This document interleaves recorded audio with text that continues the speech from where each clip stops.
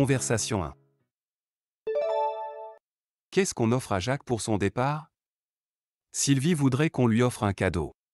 Franchement, ce serait trop compliqué de choisir un cadeau qui lui plaise. À mon avis, on devrait plutôt faire une cagnotte.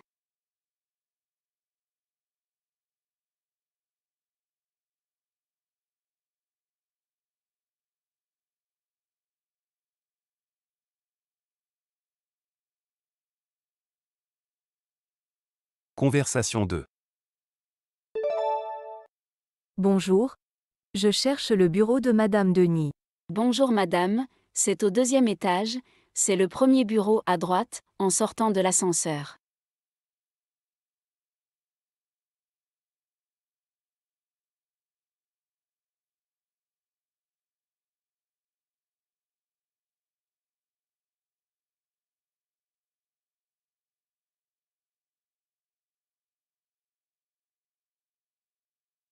Conversation 3. Salut Karim, ça va? Pas du tout. Je suis très stressé parce que je dois finir le projet d'un client avant la fin de la semaine, mais je suis débordé. Hier, je n'ai même pas eu le temps de déjeuner.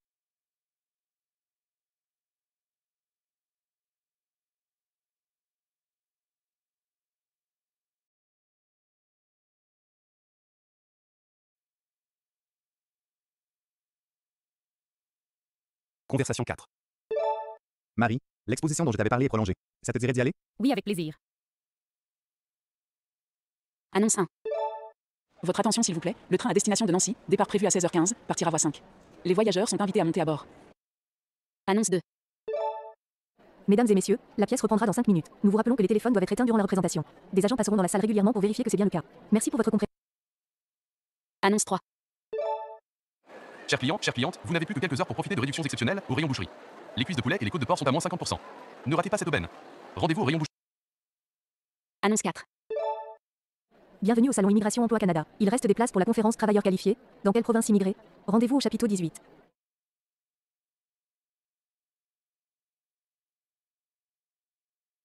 Message 1. Bonjour, j'appelle concernant l'annonce pour le vélo d'appartement neuf que vous vendez. Je suis intéressé, et j'aimerais vous l'acheter s'il est toujours disponible. Je vous rappellerai ce soir. Merci. Message 2. Salut Lila, c'est Marie. Mes parents partent en week-end vendredi soir, donc j'aurai la maison jusqu'à dimanche soir. Ça te dit de venir? Je vais aussi prévenir Sophia et Lucien. Je te rappelle ce soir, ciao. Message 3. Bonjour Adama, c'est Jacques. Désolé de te déranger pendant tes vacances, mais j'ai besoin du dossier Collins. C'est super urgent car le client me demande un rendez-vous pour après-demain. Je dois étudier le dossier, mais il n'est pas dans ton classeur. Rappelle-moi pour me dire où tu l'as mis s'il te plaît. Merci d'avance.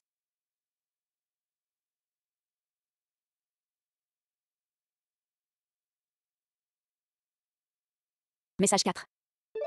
Bonjour Madame Mourad, ici Laura de l'Alliance française de Montréal. J'ai regardé votre test de français, et votre niveau vous permet d'entrer directement dans le groupe B2. La session intensive de préparation au TEF commence dans une semaine. Rappelez-moi rapidement pour finaliser votre inscription. Merci.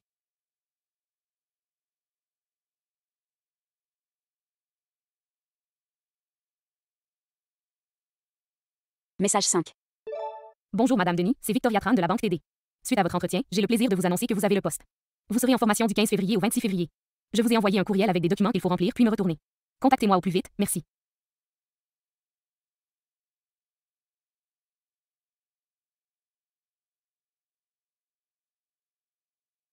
Message 6.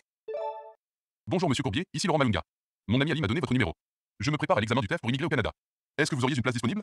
Je vous recontacterai demain. Merci, au revoir.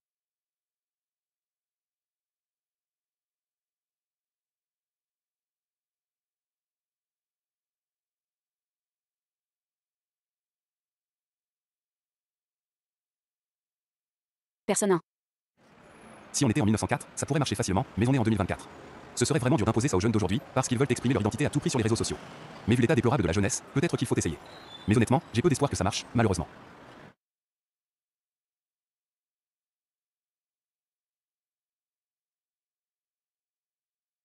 Personne 2. Personnellement, je pense que les jeunes ne sont pas disciplinés de nos jours. Donc s'habiller pareil, comme à l'ancienne, ça leur permettra d'avoir conscience de la vie en groupe et qu'il faut respecter les règles. Donc, c'est une bonne idée, il faut le faire.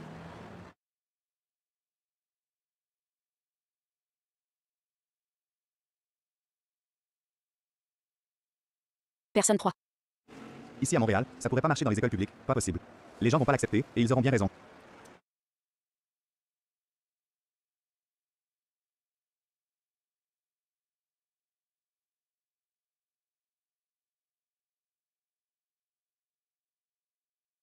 Personne 1. Absolument pas. J'aime mon pays. Je sais qu'il n'est pas parfait, mais comparé à la plupart des pays du monde, la qualité de vie est très bonne. Je n'irai nulle part.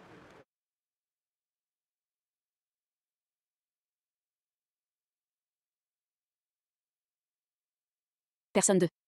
Je suis mitigée. En fait, je ne désire pas partir à tout prix, et puis comme on dit, l'herbe n'est pas plus verte ailleurs. Mais si j'en ai l'occasion, je le ferai peut-être.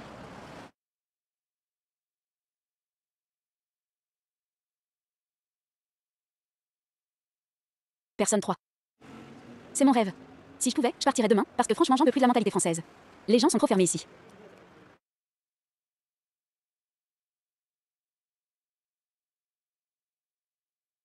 Chronique 1. Aujourd'hui, nous mettons en lumière l'association Agir pour un avenir vert, qui s'engage passionnément pour l'environnement en Martinique. Au cœur de leurs efforts se trouve le recyclage, une pratique cruciale pour la préservation de notre écosystème. Cette association, composée de bénévoles dévoués, sensibilise la population martiniquaise à l'importance de trier et de recycler nos déchets. Leurs actions ne se limitent pas au ramassage des déchets, mais s'étendent également à l'éducation environnementale dans les écoles et les communautés locales. Leur objectif, créer une Martinique plus propre et plus durable pour les générations futures. Agir pour un avenir vert incarne l'espoir et l'engagement envers un avenir meilleur.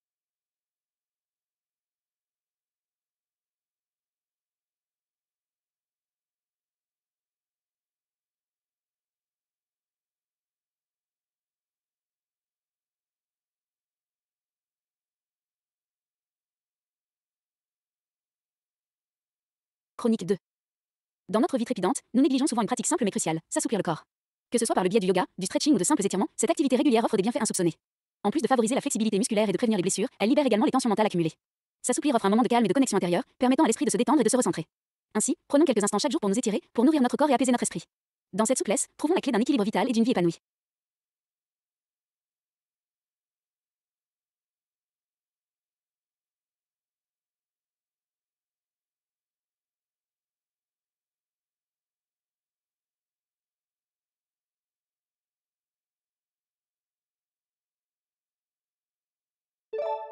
Je suis avec le représentant du syndicat Force Travailleuse, Gérard Domé. Bonjour Monsieur Domé. Bonjour, merci de me recevoir. Pouvez-vous nous expliquer les raisons de ce mouvement de grève? Bien sûr, nous protestons contre les conditions de travail précaires et les bas salaires dans notre industrie. C'est une situation préoccupante, surtout lorsque l'on considère l'importance des travailleurs dans votre secteur. Pensez-vous que la direction soit disposée à négocier? Malheureusement, jusqu'à présent, les discussions ont été peu fructueuses. Nous espérons que cette grève attirera leur attention sur nos revendications. Comment envisagez-vous l'avenir de ce mouvement? Nous resterons déterminés jusqu'à ce que nos demandes soient entendues. Nous sommes prêts à continuer la lutte aussi longtemps qu'il le faudra pour obtenir justice pour les travailleurs de notre industrie.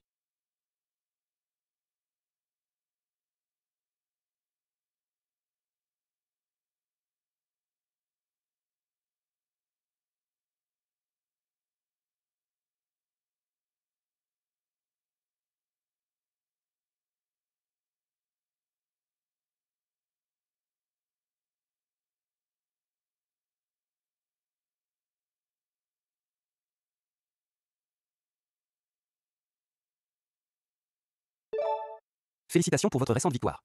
Pouvez-vous nous dire ce que cela représente pour vous? Merci beaucoup. Remporter ce prix est une validation incroyable de tout le travail acharné que j'ai mis dans mon écriture. C'est un honneur d'être reconnu par mes pairs et de voir mon travail apprécié à ce niveau.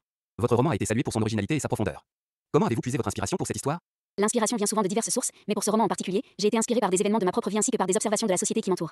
J'ai essayé de créer des personnages authentiques et de les placer dans des situations complexes pour explorer des thèmes universels. Votre succès est une source d'inspiration pour de nombreux écrivains en herbe. Avez-vous des conseils à leur donner? Je dirais de persévérer et de croire en votre voix unique. Écrivez avec passion et authenticité, et ne sous-estimez jamais le pouvoir de la révision et du travail acharné. Et surtout, ne laissez jamais les doutes vous arrêter.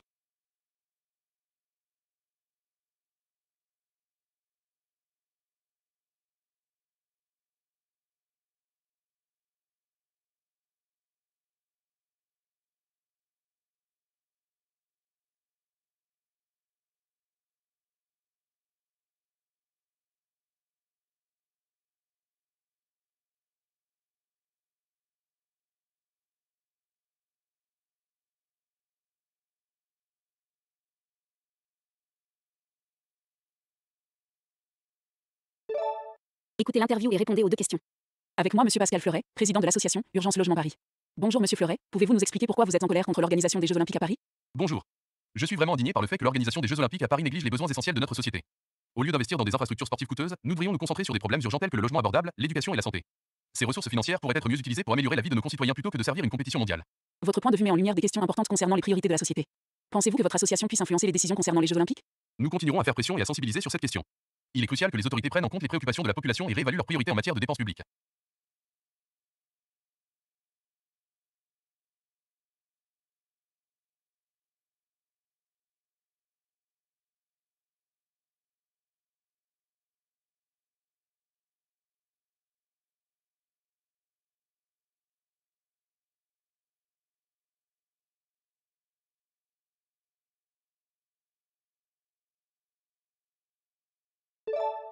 Dans un monde en perpétuelle évolution, le travail à distance est devenu une réalité pour de nombreux professionnels.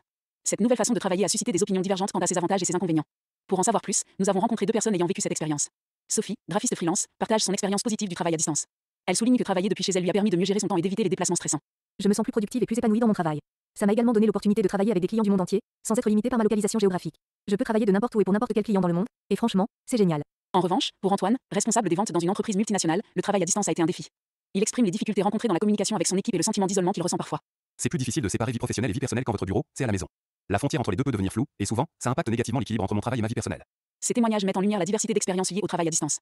Si certains y trouvent une meilleure conciliation entre vie professionnelle et personnelle, d'autres font face à des obstacles en matière de communication et d'isolement. Cela souligne l'importance de trouver un équilibre entre flexibilité et structure dans cette nouvelle façon de travailler. Les outils technologiques jouent un rôle crucial dans la facilitation de la communication et de la collaboration à distance.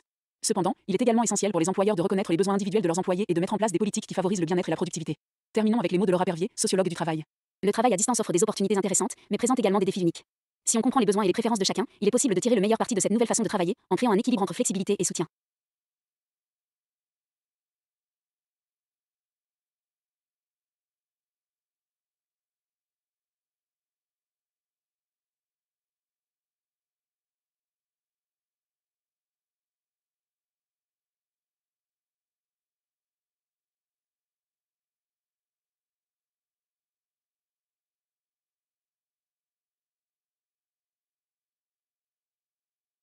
Document 1. Et si on se faisait une soirée cinéma à la maison? Les chemins de la liberté, réalisé par Peter Weir, est un véritable bijou cinématographique. C'est l'histoire vraie d'un groupe de prisonniers qui s'est évadé d'un goulag sibérien pendant la Seconde Guerre mondiale. Embarqué dans cette épopée poignante où l'espoir et la résilience défient l'adversité. Porté par un casting exceptionnel, avec Jim Sturgess, Ed Harris et Colin Farrell, ce film vous transportera au cœur d'une aventure humaine bouleversante. Ne manquez pas cette diffusion ce soir sur France 2 à 21h05.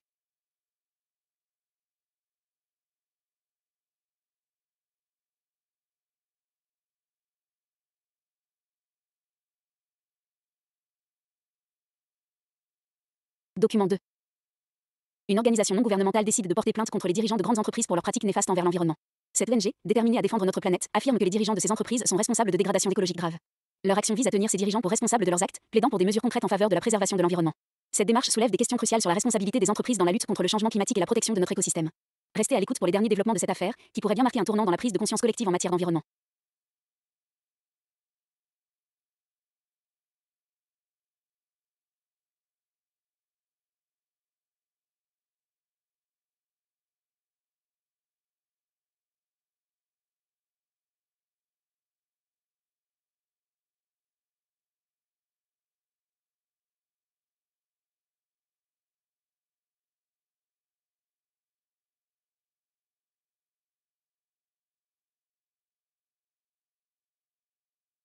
Document 3. Bonjour à tous, merci d'être présents aujourd'hui. Avant de commencer notre réunion, je voudrais rappeler l'ordre du jour. Tout d'abord, nous discuterons des résultats du dernier trimestre et des prochaines étapes pour atteindre nos objectifs. Ensuite, nous passerons en revue les projets en cours et les éventuels obstacles rencontrés. Enfin, nous aborderons les questions concernant les ressources humaines et les besoins en recrutement. Je vous encourage à partager vos idées et préoccupations tout au long de la réunion. En plus de l'ordre du jour, je tiens à tous vous féliciter pour le travail accompli récemment. Vos efforts ont été remarquables et ont contribué au succès de notre entreprise.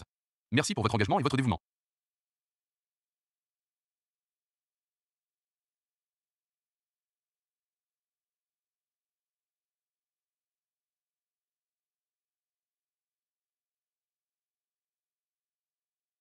Document 4. Le président Macron a décidé de ne pas déloger les bouquinistes de Paris, comme prévu initialement pour les Jeux Olympiques de 2024. Cette décision fait suite à des mois de débats et de protestations. Les bouquinistes, symboles emblématiques de la capitale, ont exprimé leur inquiétude quant à la préservation de ce patrimoine culturel unique. Le président Macron a souligné l'importance de préserver cette tradition pour les générations futures, affirmant que les bouquinistes font partie intégrante du paysage parisien. Cette décision est saluée comme une victoire pour la préservation de l'identité culturelle de Paris et le respect de son histoire.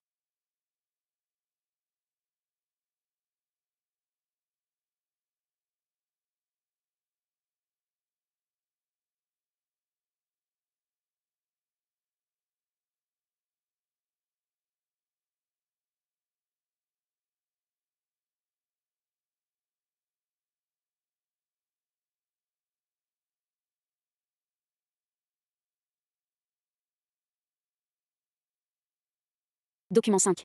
L'exposition Renaissance aujourd'hui sera accessible dès demain et jusqu'à septembre 2024. Venez découvrir l'effervescence artistique et intellectuelle de cette période charnière de l'histoire. Des chefs-d'œuvre de Léonard de Vinci, Michel-Ange et Raphaël sont exposés, témoignant du génie créatif de la Renaissance. Explorez les découvertes scientifiques révolutionnaires qui ont façonné le monde moderne, de la naissance de l'anatomie à l'avènement de la perspective en peinture, plongez dans l'esprit d'innovation qui caractérise la Renaissance. Ne manquez pas cette exposition captivante, ouverte à tous, pour un voyage dans le temps au cœur de l'âge d'or de la culture européenne. Rendez-vous à la Galerie d'Art dès demain pour vivre cette expérience unique.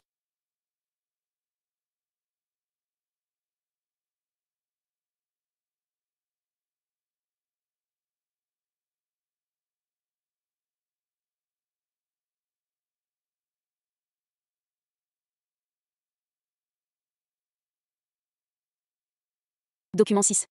Passons au sujet suivant, la sécurité routière à Paris. Selon l'enquête récente menée par notre équipe, les résultats sont alarmants. Le nombre d'accidents de la route dans la capitale a augmenté de manière significative au cours de l'année dernière.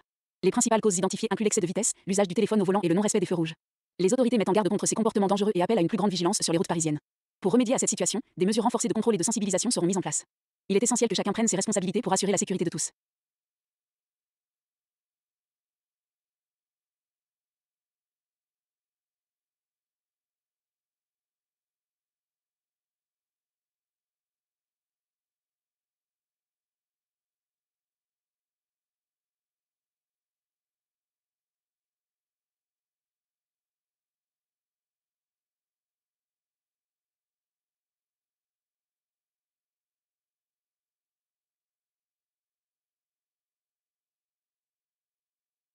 Document 7. Selon les données les plus récentes, près de 40% des Canadiens consomment au moins un repas dans un fast-food chaque jour. Ce chiffre alarmant soulève des questions sur nos habitudes alimentaires et leurs impacts sur notre santé. Parmi les jeunes Canadiens âgés de 18 à 34 ans, ce pourcentage grimpe même à 60%, ce qui représente une tendance préoccupante vers une alimentation peu équilibrée et souvent riche en calories vides. Les repas rapides, souvent riches en gras, en sucre et en sel, contribuent à l'obésité et à de nombreux problèmes de santé, comme les maladies cardiovasculaires et le diabète. Il est donc essentiel de sensibiliser la population aux dangers de ces choix alimentaires. Restez à l'écoute pour des conseils et des alternatives pour une alimentation plus saine et équilibrée.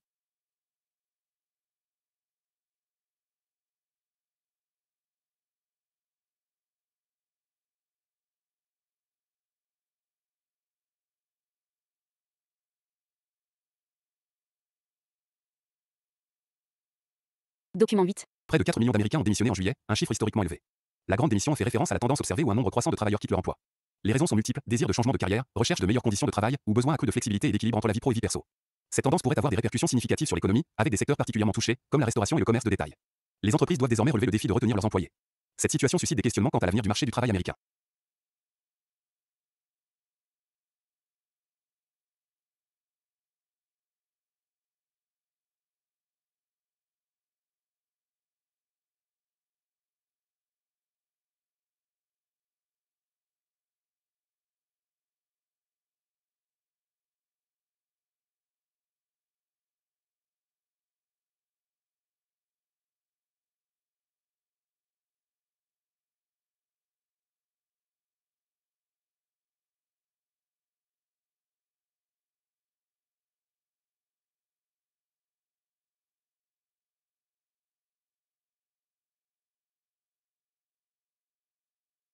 Document 9.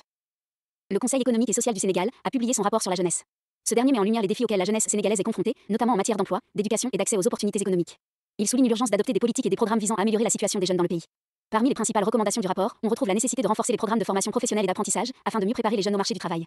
Il insiste également sur l'importance de promouvoir l'entrepreneuriat des jeunes et de soutenir la création d'emplois dans les secteurs à fort potentiel de croissance. Ce rapport appelle également à une meilleure coordination entre les différents acteurs impliqués dans la promotion de la jeunesse, y compris le gouvernement, les entreprises et la société civile. Il souligne l'importance d'adopter une approche inclusive et participative pour garantir que les politiques et les programmes répondent aux besoins réels des jeunes sénégalais.